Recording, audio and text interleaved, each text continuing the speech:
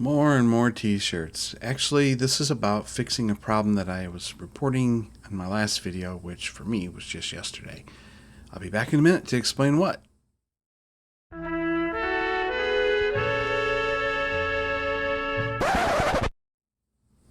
Welcome to the Drunk Linux User. I'm Len. I am the Drunk Linux User. And in my last video, I was talking about a problem I had with Pop! OS and my microphone. I had inadvertently found a solution by using Endeavor OS. So I tried it in Pop, and it worked. And I'm going to show you why I am back into Pop! OS. First of all, I just really like it, so I'm going to stick with it.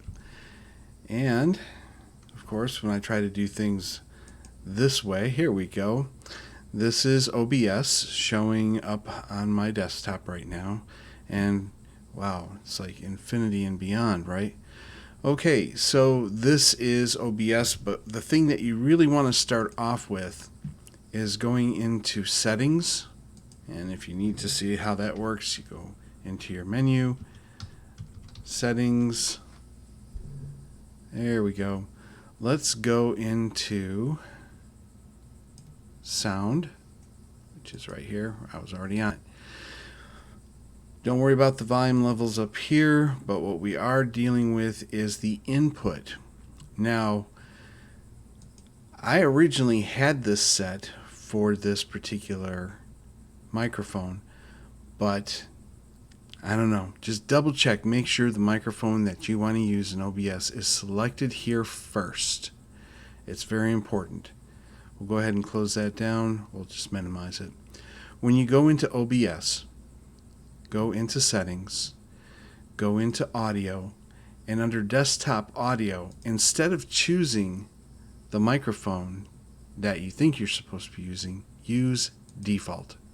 When you use default, it will actually make things a whole lot better for you, and you will be able to work. Now, the other thing that you need to do is when you go to add a microphone, you want to go to plus, and because I'm using Pipewire and not Pulse, I had been choosing the audio input capture Pulse audio. Don't do that. Go to audio capture device ALSA, and from there, click OK, and then select the bitrate you want, which I always choose 48, and then use default. Okay, this apparently is what's going to make things work. Now I'm going to take this off right now. I've got a feeling I probably just really zoomed up the volume on here, but I'm going to go ahead and cancel that out, and we should be back to normal. I'm going to remove that. Okay, so I've got some post-editing to do because it's probably going to sound very hot and very nasty. But anyway, again, you go into settings. Make sure that your audio is set for default. That'll pick up your microphone, and you won't get the constant cutting in and out like I was getting once before. So another thing that you should probably think about doing is, let's get this, here we go. You can see I have different audio inputs here. I have muted the other two audios, and I've also reduced the volumes on it as well. I think by doing so, you have the opportunity to make sure that you're going to have a much better quality sound. No hollow echo, perhaps from another mic being picked up at the same time. And it'll make things much easier and much better for you. At least in my experience, that's where we're going with that. So let me get this a little bit smaller again. There we go. I'll just toss that over to my other monitor. There. That's really nice. I like how that works. So getting back over to our browser, let's resize this because Firefox and its derivatives do not like to maintain their size, unlike Chromium-based browsers. Like I had been using Brave for quite a while, but I don't know, I think I just like LibreWolf better. If you want to go to Pop OS download. Just go to Pop OS. Go to download. When you go to this pop-up here, if you have an NVIDIA driver, download the middle one, or at least the way that they're showing it on the screen today. If you have an AMD or if you have Intel, download the top one. And if you want to goof around with a Raspberry Pi, of course there's a third one. You can also go ahead and check the different, if you want to check the sums on this and the hashes, you can do that as well. Now, Pop OS comes with its own desktop, the Cosmic Desktop. Eventually they're going to turn that over to something that is apart from GNOME. It's going to be built on a programming language called Rust. And so we're kind of excited to see what that's going to be like. It's supposed to be less cumbersome on your resources. Installing Pop, I would make the suggestion that when you do so, if you have a secondary hard drive that you can install this on, where you can wipe the whole thing out and install it, it'll be much easier for you in the long run if you're a distro hopper and you decide later on, well, I don't want to use this thing, I want to use something else. If you don't, make sure that you have enough space, because Pop OS installs 3 different partitions. I guess technically 4, but 3 different partitions. One is going to be the UEFI loader, if you happen to have such a machine that uses that instead of the standard BIOS boot.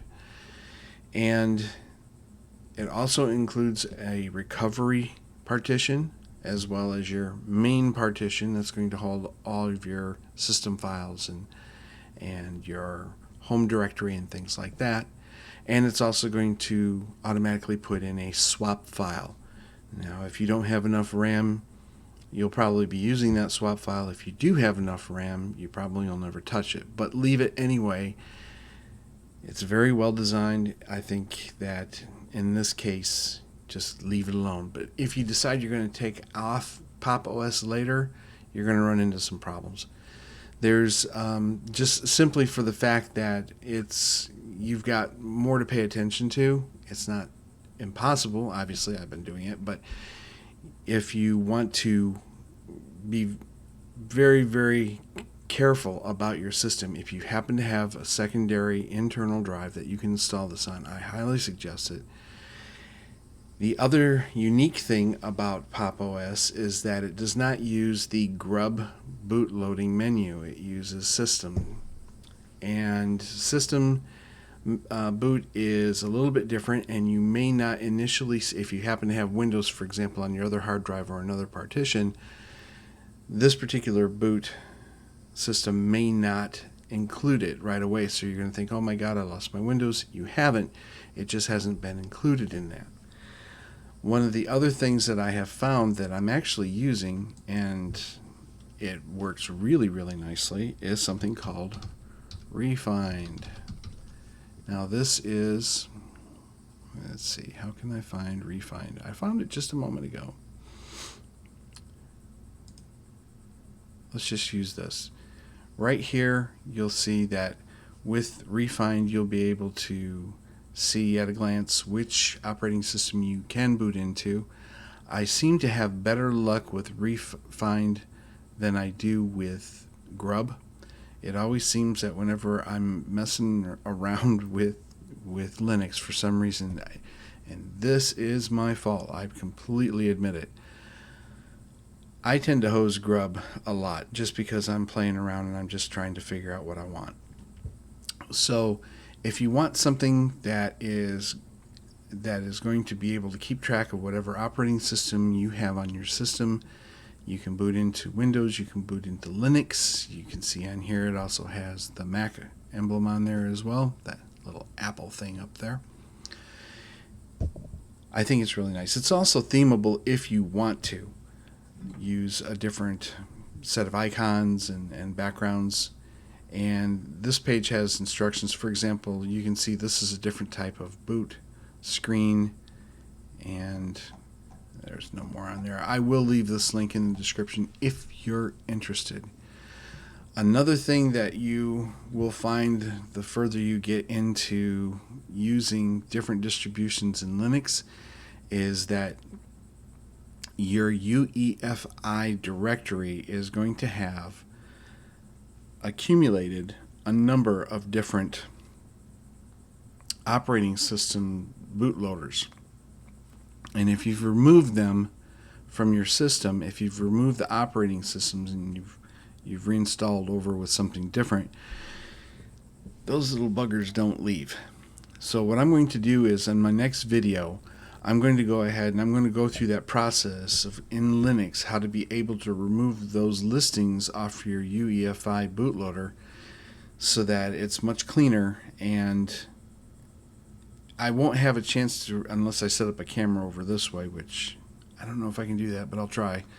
I can show you how you can kind of mess around with Refind. But Refind is a suggestion of mine. You don't have to do this. I just find that for me, it's a lot nicer. So I guess what I'm going to do is I'm going to kind of end it on that note. Of course, I left my drink over there. So let's go ahead and end this with our words of wisdom. Don't drive drunk. Don't drink and drive. Don't go to eBay or Amazon or use MS Edge all buzzed up thinking you're going to buy the latest, greatest, coolest stuff like equipment, t-shirts, because you're probably not. In the meantime, bottoms up and later, dudes.